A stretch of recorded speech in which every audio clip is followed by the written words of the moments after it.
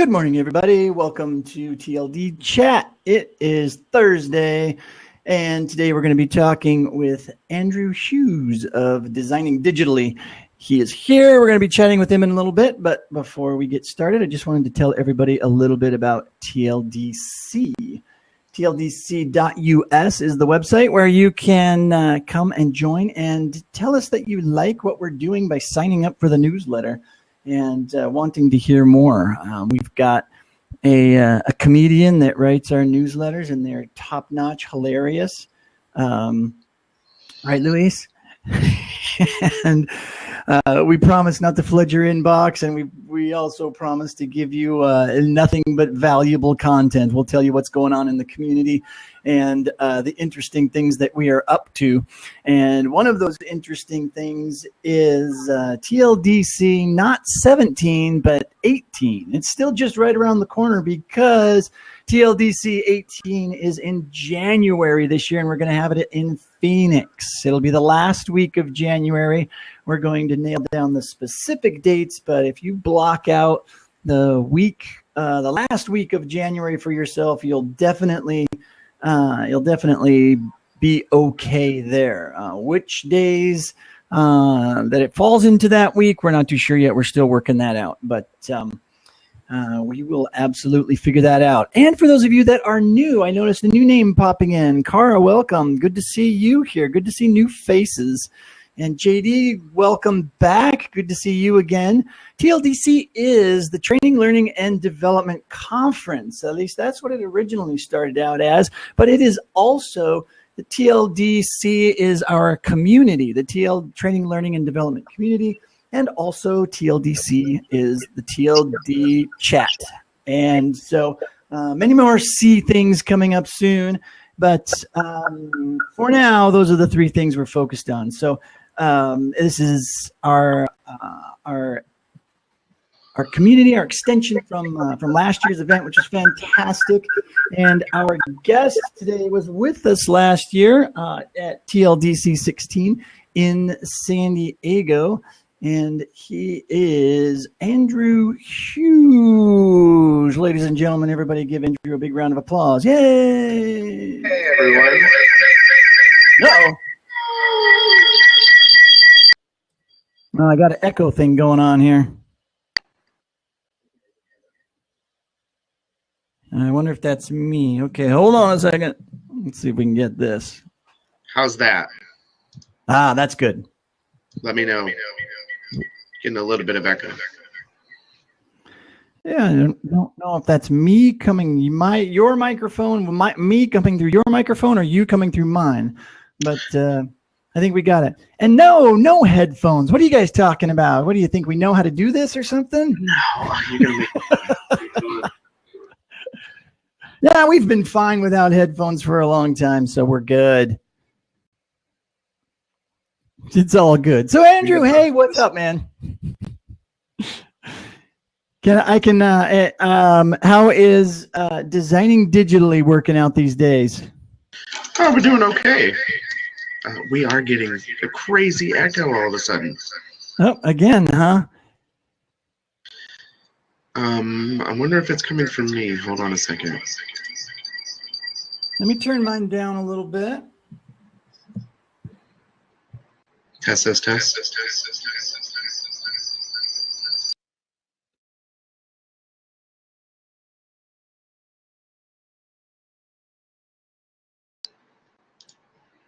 Now, it seems like it's coming from me because I must be picking up your sound a little bit more than I normally do. Hold on one sec. Still getting it. Yeah, because when I mute my microphone,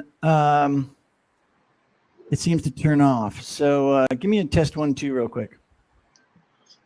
That's weird. Let me grab a headset also. Yeah. All right, guys. I'll do the headset just because you want me to.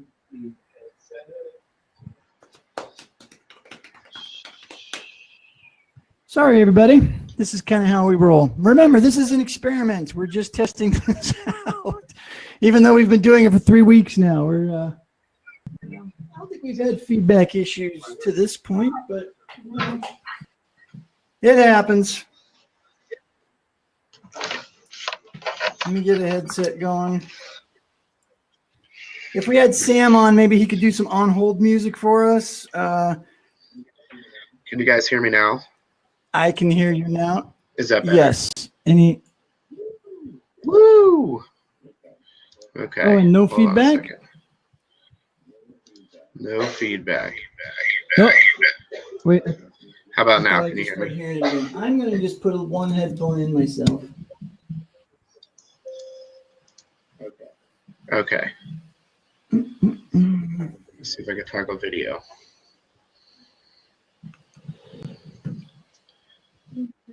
I don't know why my... All right. All right, that's a ridiculous look on my face. What's the ridiculous? Oh, can I close video and open it back up, or if I close, am I going to be gone I'll forever? talk with you. Hold on a second.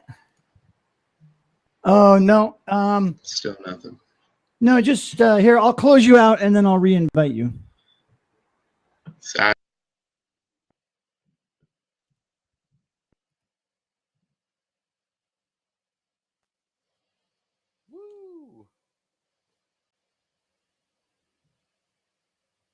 All right. How's that?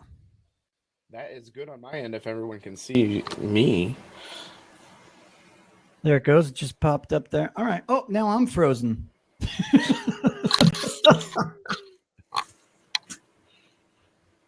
No, Brent. Now, yeah, I can't close myself out because it will shut down the whole entire show. See, I just broke the internet. The entire internet is broken. It's because you went on vacation. Don't ever go on vacation. All right, hold on one second. I think I have an idea. Oh, wait, I think I just came back.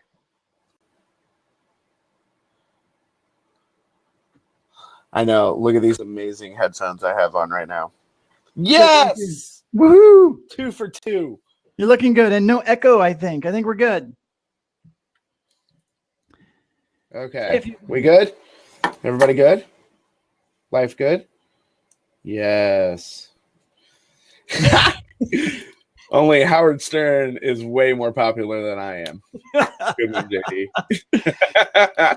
Yeah, you could put all of us in the chat and the two of us together, and we still aren't as popular as Howard Stern. All right, so you asked me a question, and my answer is designing digitally is doing well. We're growing. Things are crazy busy here, and things are always a new adventure. That's what I can say. Where'd I go now? Yeah, you're kind of frozen up too, but let's see. I'm going to toggle the video. I can still hear you, and at least this is a better frozen shot of rocking and rolling. So if you guys can still hear me, I think we're good to go. Yeah, that's a good shot to freeze you on too. So it'll probably loosen up. So we'll just let it. That's a better smirk than the one before. Yeah, I think it's just. So I will give that one credit. Yeah, I think Crowdcast might be a little overwhelmed today or something. I'm not sure, but hey, you know what? Let's do this. Let's. Well, first of all, congratulations! I know you guys won a whole bunch of new awards. Thank you very much. That would be not me though. That would be the team upstairs. Oh, okay. Well, the team upstairs is the production team. They've done an excellent job developing the custom learning that's come from some of the needs that our customers have had. Well, we've got. I'm not sure if this is one of them or if this is just your most recent awesome production, but the VR chop and drop. It's perfect timing that you. That you released this yesterday out into the wild to show people what you guys can do, because this is the kind of stuff I wanted to talk to you about today, because I know you're doing, and you have been doing a lot of this kind of training work that I think a lot of people in our industry want to be doing but aren't and want to know how, and you are just the guy to tell them. Well, thanks, man. Yeah, this is Chop and Drop was actually a project that was approached to us by one of our customers as a proof of concept of what we could possibly do with the ability of taking game mechanics and an everyday task of electrical line workers for occupational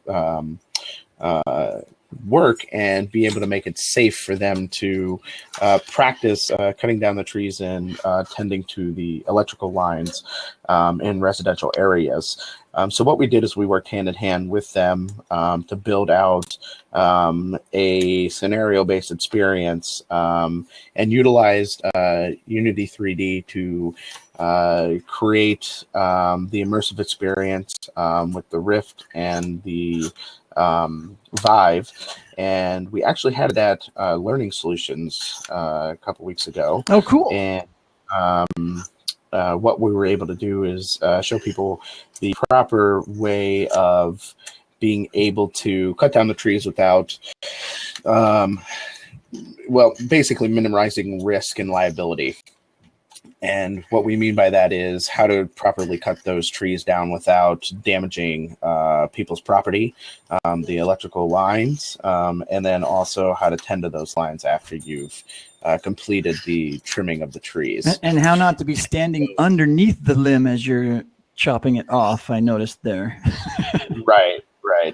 And from there, we did give, feedback as far as both audio and sensatory with the ability to either use the standard controllers or the gloves that both give vibration feedback, along with the ability for people to compete both on the timing and the accuracy of your cuts and the risk of your liability that then go into the high scoreboard that then is captured for them to compete against each other by playing this.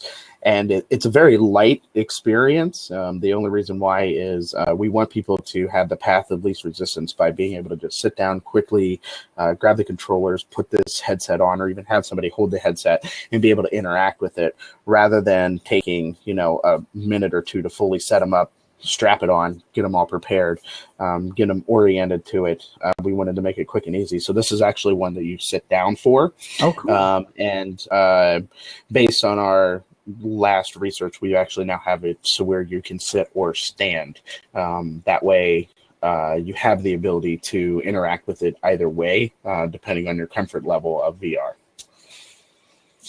Okay, awesome. Hey, hold on. Let's. I thought for sure the image would be back by now, but I'm going to just stop for 1 second here. Paused. Tons of questions. I'm going to close your video and I'm going to re-invite you again just to reset this thing.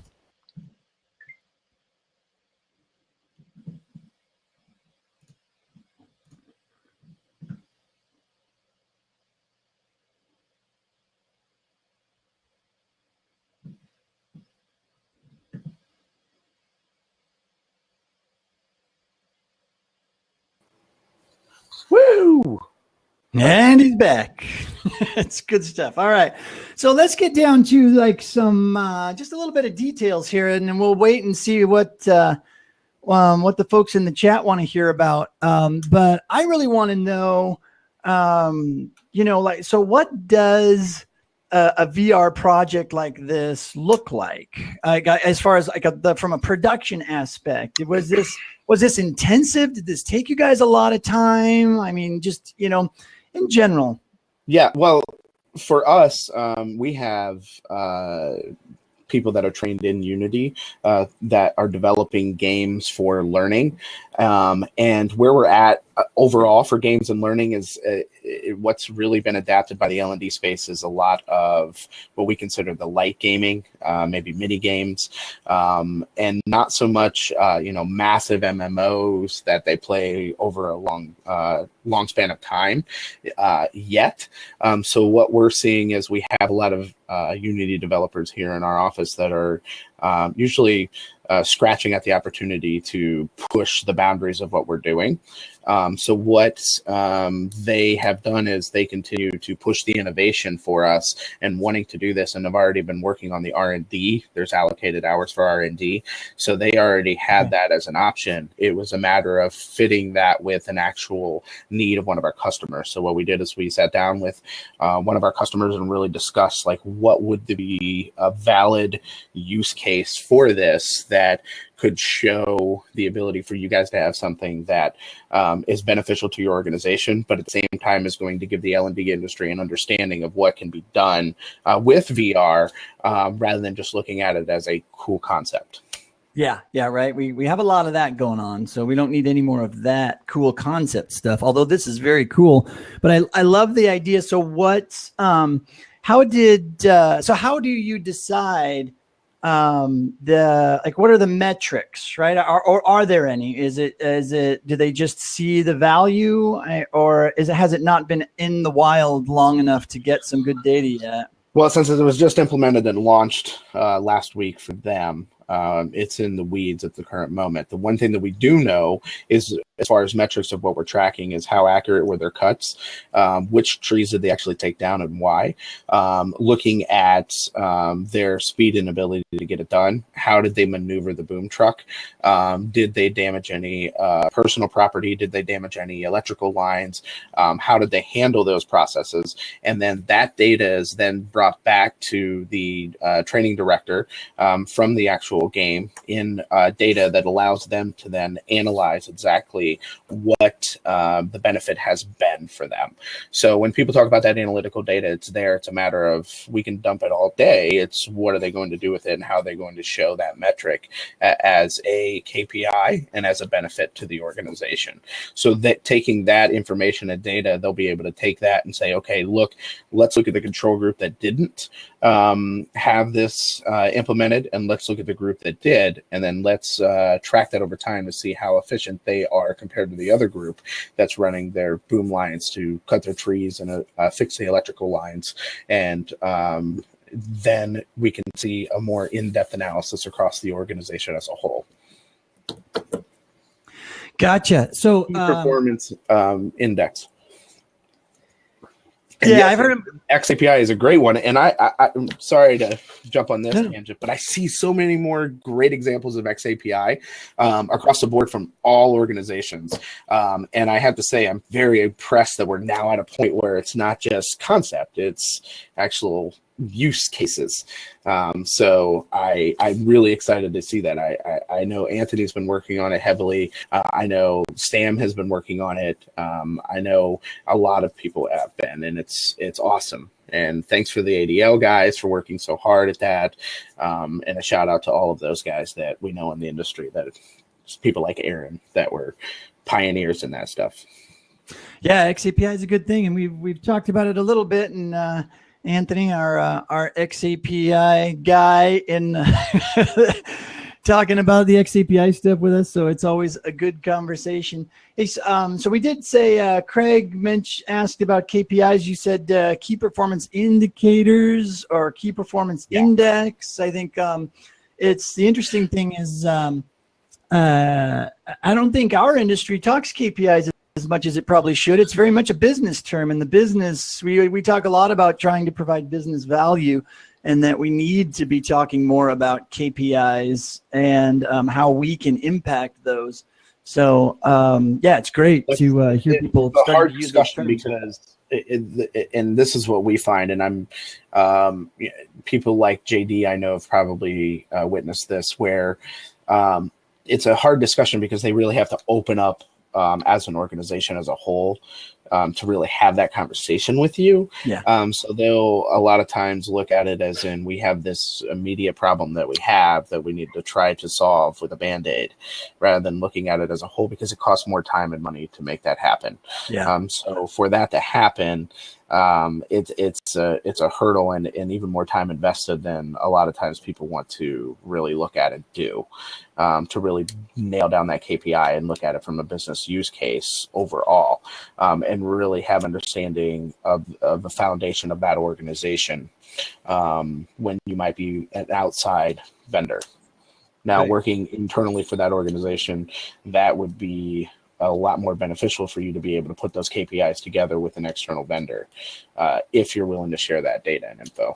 Yeah, that is the hard part. Having those conversations and getting them to kind of loosen up and letting you in on the secret sauce, right? Their business and the KPIs. That is a difficult conversation, especially when you're a vendor, a service provider. When you're internal, you're right. I think it's a little bit easier, but still, I've found that the leaders of other organizations and other departments within the company will often even look at you funny because they're like, well, you're just the training department. Are you going to understand what I'm talking about, sort of thing? So it's an interesting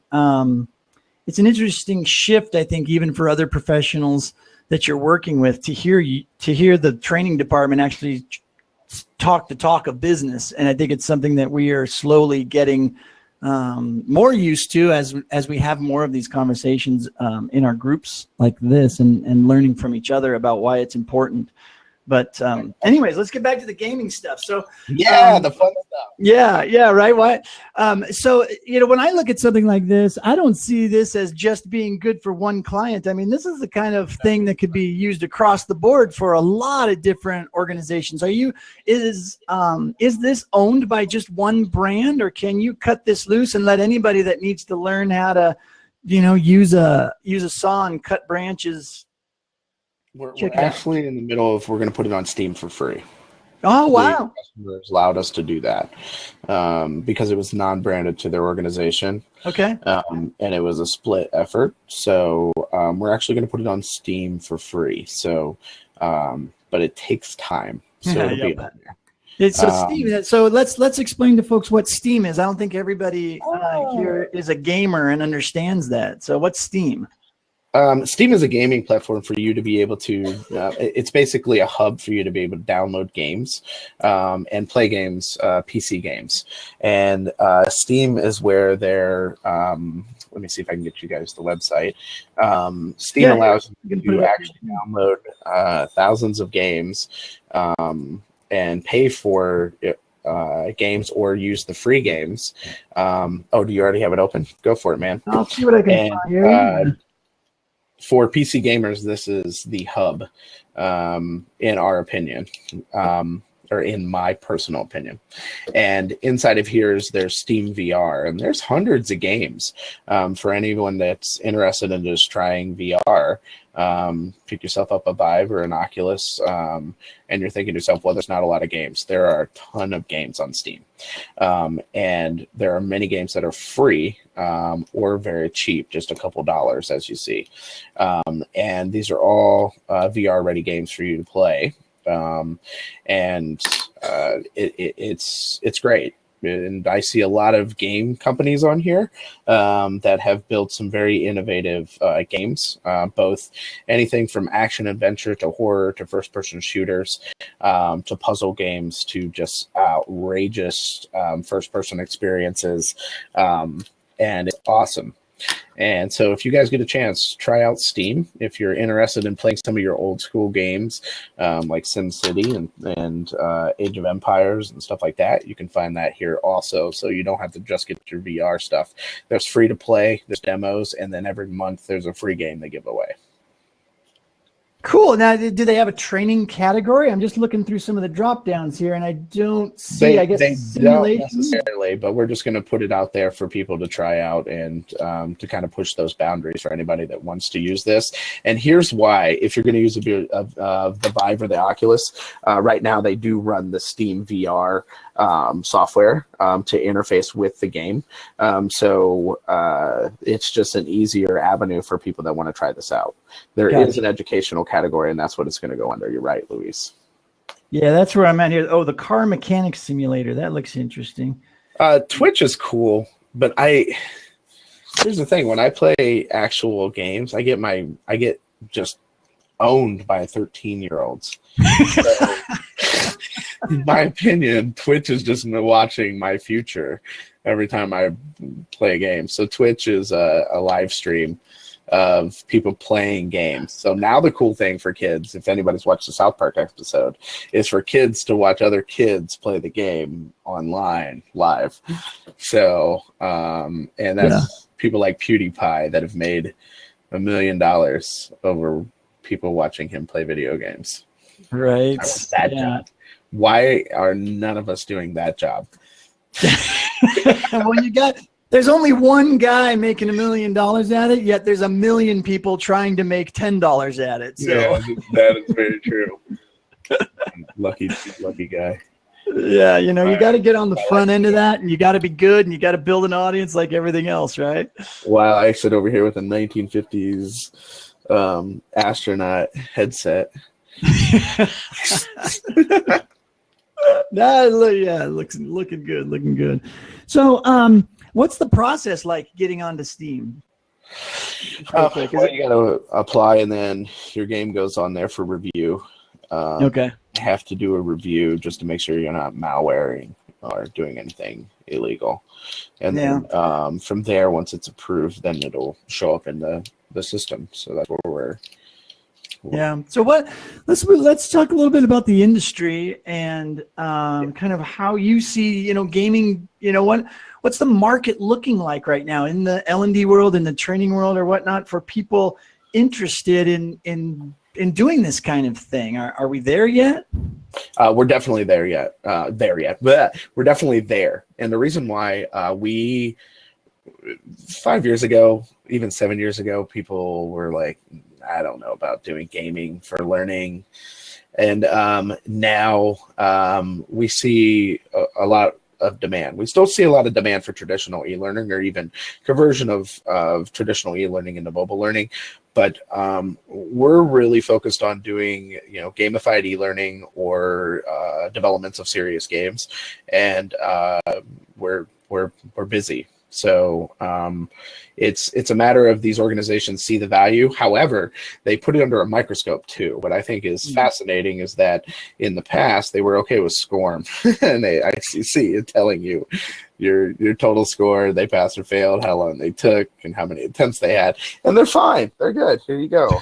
And they'll even spend tens of thousands of dollars on it. So you spend more than what they're used to spending on something that could be very beneficial for them, only to see them be like, I want all the data, and they do nothing with the data, and we'll pump that data and throw that data at them all day, and they do nothing with the data other than say, this is very effective. All right.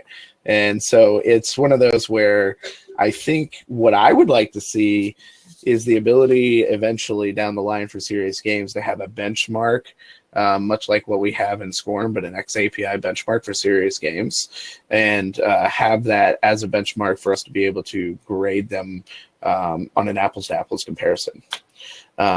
So there you go, Anthony, build that. There you go, buddy. But that's way down the line. We're just now seeing organizations adopt XAPI and actually use it, and we're just now seeing people diving into the serious game realm. You missed it. It's over, man. I don't remember anything, so I just lost everything. I hope this is recorded. You have to go back. It's good. It's good. Yeah. So,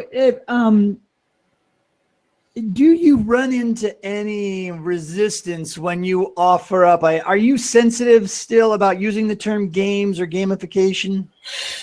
I'm not. What I am sensitive about is the difference between gamification and games.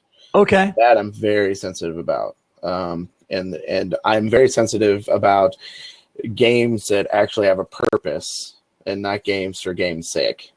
Those are the two things that I see that I want to make sure that we really focus on. For instance, building a timer into a question is not a game. but thinking about an overall arcing storyline that have game mechanics that continue to keep them there, that allow them to compete and collaborate, that allow them to continue to draw interest and continue to want to play it, is what I deem as a strong game, not a question. Different way of doing an interactive assessment or knowledge check. So those are my biggest pet peeves. And then for gamification, you know, the real definition of gamification in my eyes, and this is just my eyes only, is putting sugar coating a bitter cup of coffee. And what I mean by that is you might be in a meeting that really is not fun. Maybe it's over compliance training and your boss walks in with a timer and some playing cards, and you guys are going to role play and have a little bit of fun with it and have some points put to it, and whoever wins get a trophy at the end of the day. That is actually using gamification to do something they already had to do, but making it more fun. My opinion, gamification is more of an external than it is built into a learning experience. But if you're going to do a full game, it's the intention of people having to pull the data and information out of the game rather than pushing that data and information to them.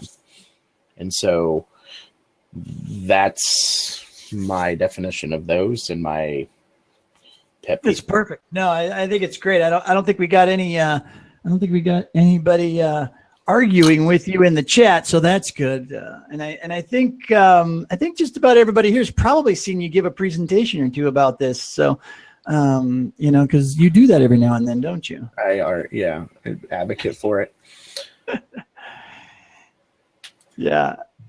Let me try something here real quick, guys. Yeah, sure. Don't. Yeah, there's go ahead and do that it's the 8:30 mark, and I like to always just kind of stop and take a break, take a little breather, and let my guest, if you're Andrew, you've been checking out the chat, but that's okay, just to let people catch up and to see where we're at, to welcome some of the new faces that have not been in TLD chat before. Welcome all of you, some fresh names and faces, and some faces that have been here just for the second or third time too. Welcome back. Again, you know, if you haven't gone to tldc.us and signed up for the newsletter, go ahead and do that. I know you probably hate signing up for more newsletters and all of that, but it really shows us that you like what we're doing, especially when you're too shy to just kind of tell us what you want. So let us know that you're okay with what we're doing by signing up for the newsletter, and then feel free to I'm going to invite you back, Andrew. Don't sweat it. Cool. Thank you. Yeah, you're welcome.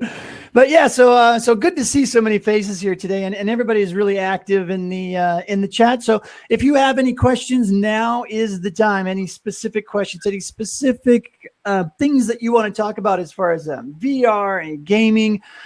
We've hit on a couple of things. We've seen a good example of some of the great work that Andrew's team does. So if there's anything else you guys want to talk about, let me know. So the request number one, Andrew, is go on a rant about branching. I can't.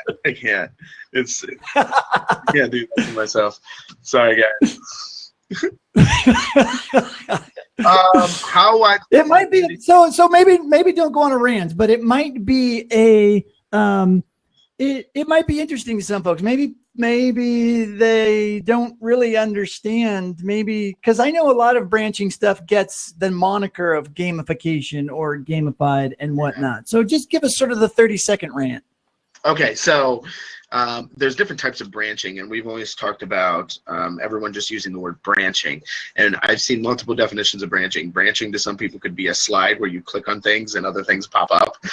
I've seen where you have branching of storylines, and I don't mean articulate storyline. I mean storylines to where yes, no, yes, no, yes, no.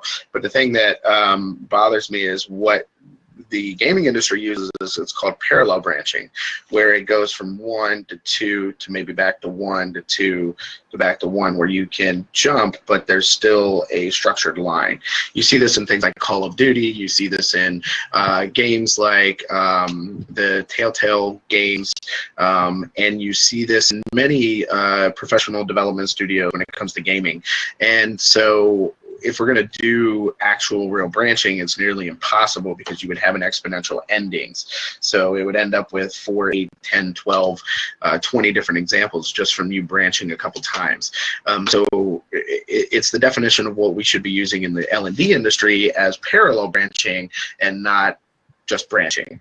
And the reason why is parallel branching is manageable, and if you use that framework, it's a lot more interesting for the learner, and also it's easier on you as a development firm to be able to build something in parallel branching. So it's more of just making a better definition for the L&D industry.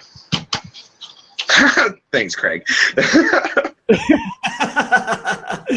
Perfect. And if you guys want to go see more about that, you can just Google some of those terms, the parallel branching and all of that. I know there's a lot of great information out there. A great comment in here, and I hope I get your name right. Yeah, Twine is really cool. Good share, JD. Trying to go through. Oh yeah. Okay. Cool. Yeah. Very cool.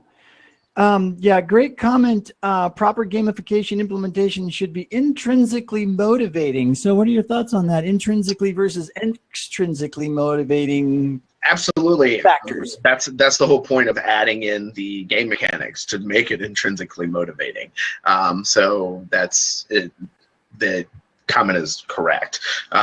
In regards to extrinsic motivations, here's one that we did that was actually a pretty creative extrinsic motivation for one of our customers. One of our customers, we built a sales training game that lasts 10 minutes a day for 365 days. It's basically a 4-turn type of sales training game that they played against 3,000 salespeople. And so they had this whole game built, and it's been a great success. But what we wanted to do is give an extrinsic reward for them to play it for that long, because most of training is 1 hour. With salespeople, they need a lot more practice at cross-selling and learning how to cross-sell solutions. So what we ended up doing is they had a celebrity on retainer on the advertising and marketing side. So we set up to work with the advertising marketing side to say, hey, could we get that celebrity to go to lunch with the top performers of this actual sales training game at the end of the year if they play this whole thing through? And that was their extrinsic motivation to play the intrinsic and continue to play, along with all the intrinsic rewards they had of competing against each other. So that was one way that we use extrinsic rewards and intrinsic rewards to make something successful for cross-selling solutions for this client. Oh my gosh, that's amazing. I love it. You probably have to keep the client private. Yeah, unfortunately. But yes, fortunately for them, but yes.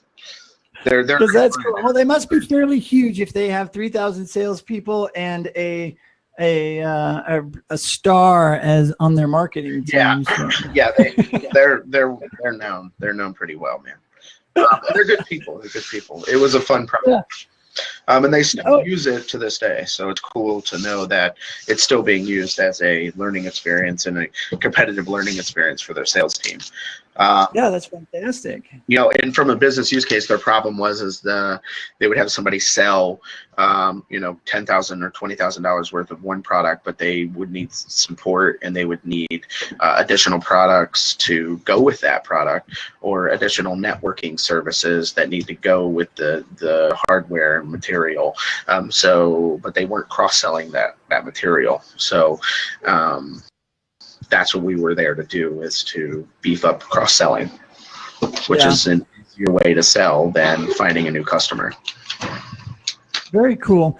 Hey, let's talk a little bit about the jobs in our industry and how you see that shifting as a vendor. And I like to talk at TLDC in general. I like to talk to everybody about the work that we do, right? And we all know that that's changing slightly, depending upon what your favorite part of the job is. So if you're a developer, even the tools are changing, slightly, or there are new alternatives, I guess I should say. And then there's, different strategies for applying those new tools. And so, no matter where you are on the spectrum of employment within L&D, no matter what type of work you're doing in the L&D world, what do you see that's changing that can help people maybe either confirm the current path that they're on, or maybe help them kind of see that maybe they need to think about moving in another direction? That's a good question. Oh man. Okay, so I can only go from my own experience. Yeah. What I see is the first thing that gets cut is L&D funds. So what ends up happening is the L&D team has to do 5 different job roles. So a lot of companies are looking for IDs that are developers at the same time. Yeah. And you see that a lot. Unfortunately, I also think that what you see is something that, and this is me advocating for L&D and for the instructional designers of the world and the developers of the world. What ends up happening is they find a very talented ID or developer that can do both the instructional side and the production side. So they just make them do that and the project management of everything. And it's not fair. You end up with like 3 job roles. And as a business owner, I understand it. But as a human being, it's better to have more minds working with you on a project. You don't need too many cooks in the kitchen, but not one can't run everything. So I see that a lot, where it becomes implied that they become the project manager too. Yeah. And so that's my route for IDs. Don't be the project manager too if you don't have to. And what I also see is we're in an industry with people that are lifelong learners. And I think that the people that are the lifelong learners will have no problem adapting to the new technologies and trying new things out. It blows my mind that every day there's a new system, a new technology, and a new approach to it. And there are many that are very innovative. I commend a lot of people on their innovation and the tools that they've brought out for us to make life a lot easier. So my best advice is, if you haven't tried something, like you haven't tested something out, or you haven't downloaded a trial of something, just go do it. Even if you only spend 5 minutes with it, that curiosity will lead you to become more marketable as a L&D professional. And then keep reading the crap out of blogs, the industry expert blogs, your guys' blog, the other training mag, the guilds, and everyone else's blogs. They have some very beneficial content that can help you stay accustomed with what's going on. So how do you deal with the current state of the LMS industry, or like I know when you build stuff like this, right? Like the chainsaw, cutting tree game, are they telling you, hey, that's gotta be, why isn't that SCORM, or can it hook up, to my LMS? Yeah, we make that very clear that no, absolutely not. Absolutely not. Here's what we can do. Utilizing Unity, and if you get very creative, you can just use a light SQL document, or you can even use a database that's an internal database to save some of the internal data, or even suspend data within inside of the LMS to keep some of that game data, that then have the gaming engine process that data and then pump it out the way that you need it. And that's where the XAPI comes in, right? You can push it out that way. Okay. Exactly. And so for us, we are able to send XAPI calls to the LMS, or you could use the SCORM Clouder engine to send that data back to the LMS. Unfortunately, it's not going to be sitting in the LMS in a web browser for them to play a VR game. It's just not technology. The tech isn't there yet. Yeah. But what the tech is able to do with the gaming engine like Unity is we are able to export out to WebGL and HTML5. It doesn't work on the phone yet, but it does work in the browser. And in regards to that, you can still make standalone games. Like we built one over supply chain where it never ends, and you can go week by week and adjust your supply chain. But what it's doing on the back end is counting, and as soon as you get 35 weeks profitable, you could be going for 10 years. Showing every 52 turns, and until you get 35 profitable, it's not going to tell the LMS that you've completed this actual course. And that gives us an understanding and the ability for them to say, if they can get 35 weeks to be profitable out of 52, at least we know that they are having an understanding of how to effectively run our supply chain. And you can still make that a never-ending experience as a game that pushes the boundaries of what has been done with inside of LMSs and inside of learning without having to put on a VR headset or build it outside of the LMS. Interesting. Love it. Yeah, because I know the question always comes up, right? I was telling people, I forget what day it was, but it was very apparent to me when I went to ITSEC this past year and saw that the whole entire Serious Games Challenge, the competition area that's put on by the DoD, pretty much everything that was there was built in Unity 3D. And that was when I was like, okay, this is the future. I mean, this is where it's going, unless another engine that I don't know of is currently, it being built, that's specific to our industry. It looks like Unity is gonna be a very strong option for people. I think what Dave Helgeson, the founder of Unity, has done to allow it to be affordable to people is great, because prior to this, Unreal had like a 25% commission charge and a $10,000 licensing fee. So now Unreal's going, oh crap. So Unreal went down to free. The thing I can tell you though is Unreal has had 10 years of evolution before Unity even walked in the door, and Unity is coming pretty close to what they have. The other side of it is Dave and them have focused on things like mobile output that Unreal really wasn't interested in. They were more interested in looking at the development of the actual video game industry. And then looking at IDSEC and Game Tech, which are on the military side, all of it is really heavy gaming, and it's more of simulated based for military actions, which is awesome. And one of the things that our company did, back in 2008, 2009, we developed a massive MMO for the United States Air Force Academy that at ITSEC won the Game Tech first place for the virtual environment division, or the virtual environment category. And what we did is we actually replicated the Air Force Academy, and we built a massive MMO that allowed for the Air Force administration team to be in there, invite kids to come check it out, and they got to play virtual basketball, do flight simulator, kick field goals in the field goal arena, and had built-in VoIP and text chat. And so admissions reps could recruit you while you're playing these games. Had a virtual currency built in, along with the ability for you to upgrade to become the mascot if you found all the quizzes, played all the games, won all the games, played the hockey game, the flight simulator, the parachute jumping, all of that stuff. And basically it was a recruiting tool for them to have kids come out and take a look at the Air Force Academy without spending all the time and energy just to get to Colorado Springs. Nice. That is very, very cool.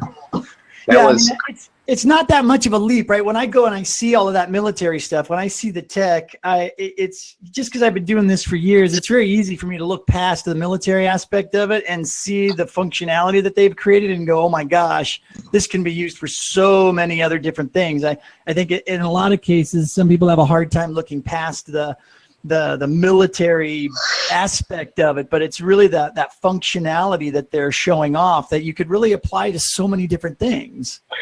You're very much so. So every time I look at ITSEC, I'm like, holy cow, these guys are so far advanced in this technology simulation gaming realm than LNT is. But that's okay. We're in a completely different mindset and a different approach, and we're not trying to keep these guys from getting shot. We're trying to educate people. So the intensity of the actual simulated experience and the need for that isn't necessarily there in the HR realm.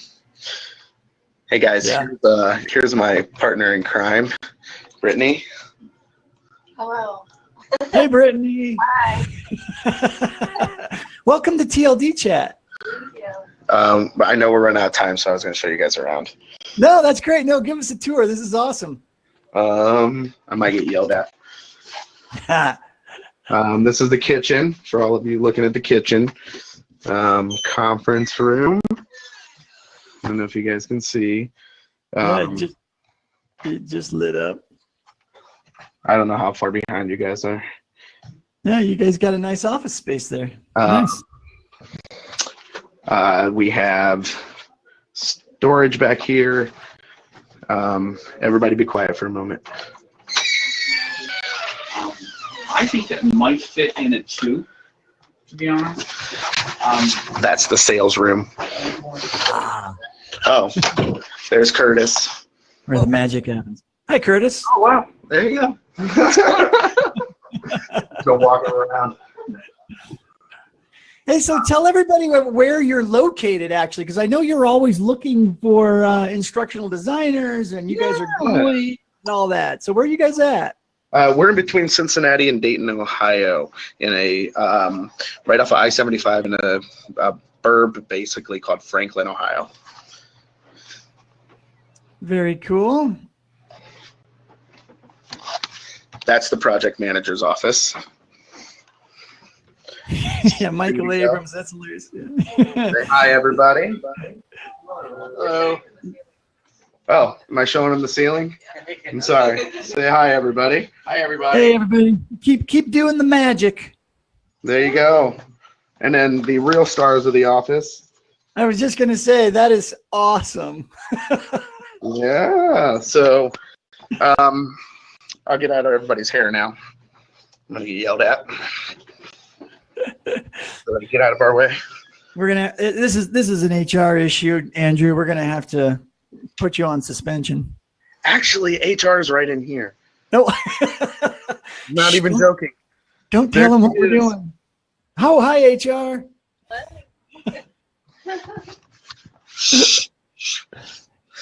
Hey, Michael Abrams called this Cribs, Digital Learning Edition. Cribs!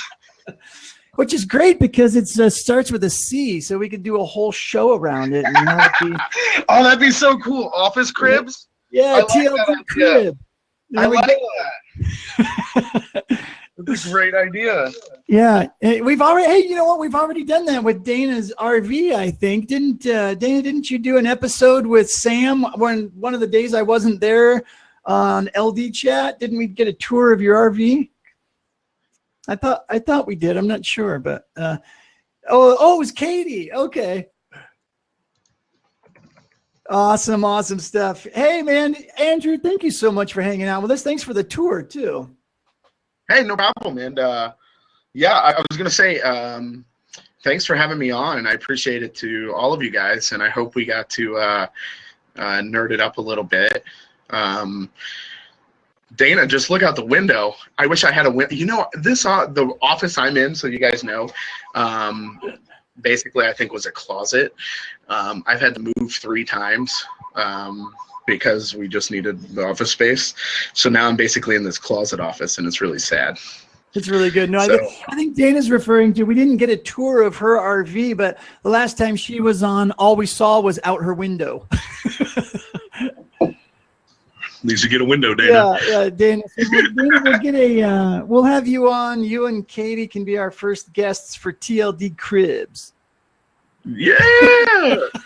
Oh, hey, funny story for you guys. Craig is from the small town that I'm from.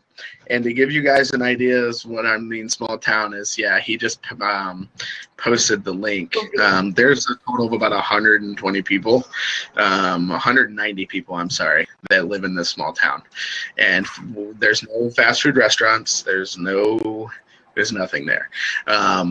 But it's crazy because we grow up and we all are in this industry, and Craig goes, "Where are you from?" And I'm like, "Vaughnsville, Columbus Grove area." And he's like, "No."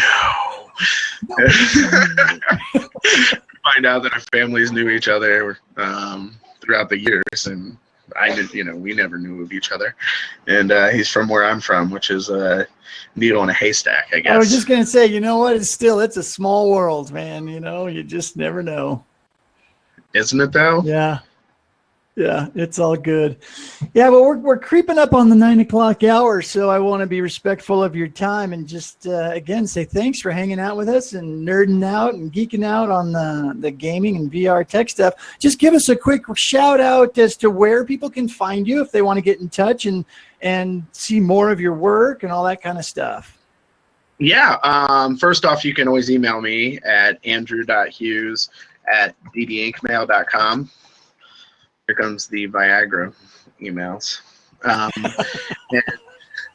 you can always check us out at designingdigitally.com. The team does amazing work here, and most of the time I'm always amazed by what they make, and so they're always putting out cool new stuff.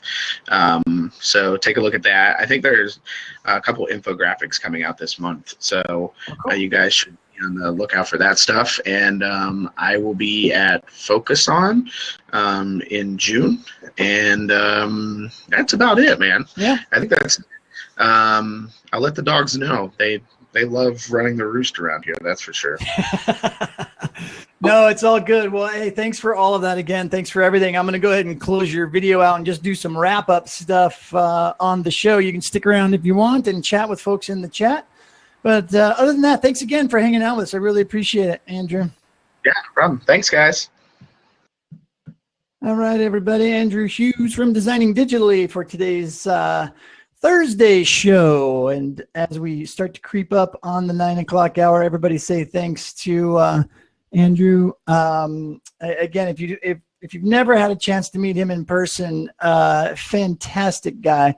We love working with Andrew, and he always supports everything that we're doing, and we really, really appreciate that. So again, big thanks.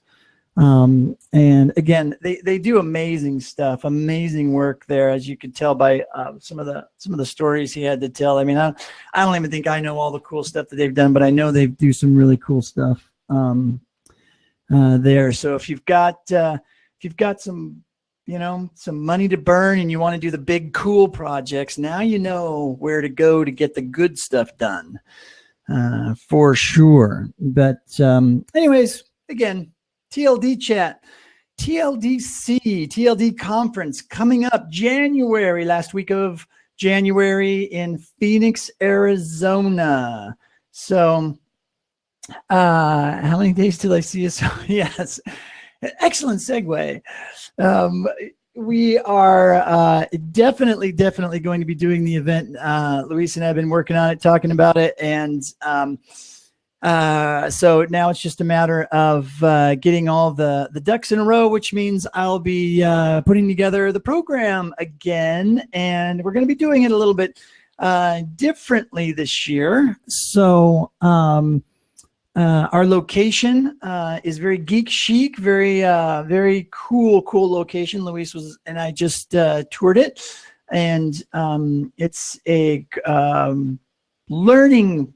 I forget what she called it, but I don't want to just call it a co-working space, because it's so much more than that. They are a learning community. They're very much driven by the by building educational resources that bring together both academia and tech knowledge, technical learning skills, web development, all that stuff, and then and connecting those folks that learn from them with job providers that need people with those skills. And so